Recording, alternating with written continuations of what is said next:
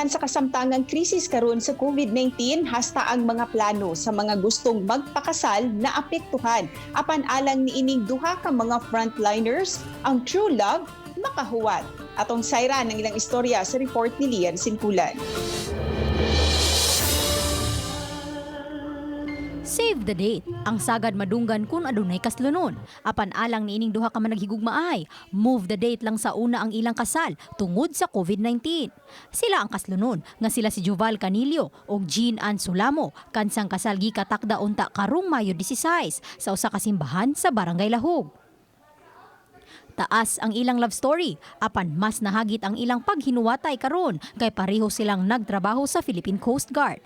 Gani long distance relationship kun LDR lang una ang ilang sitwasyon kay di ma-assign sa dakbayan sa Sugbo si Jean isip sakop sa Coast Guard Finance Service Unit samtang si Joval tua sa Coast Guard Substation sa Tubigon, Bohol. Kami kaming gamping.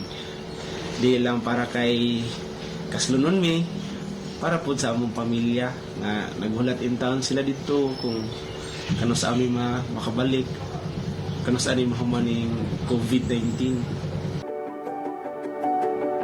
Tungod kay duol na lagi ang petsa sa kasal, naandam na ang tanang gikinahanglan, gikan sa wedding dress, venue ug uban pa. Nahumana sabang ilang prenup photoshoot, diin gisulob pa nila ang ilang mga uniforme. Mga couples nga na-postpone nilang weddings og sa ubang couples nga postpone ilang weddings due to COVID-19, stay calm and relax. because God's perfect timing is the The best. best. Ang managtrato, nakadesisyon nga iuswag lang una sa laing petsa ang ilang kasal. Kanang sigurado nga di nagyud kini hamukon pa sa hulga sa COVID-19. Sa ilang LDR situation, may mensahe sila sa usag-usa, from Cebu to Bohol with love, ug vice versa. Everything will be back to normal para mapusunan na to ang atong mga plans. Be strong. Mag-amping nagapirme, naot nga piskay pang lawas ni mo diha.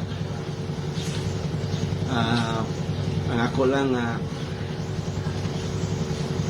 mag-ampo na dito.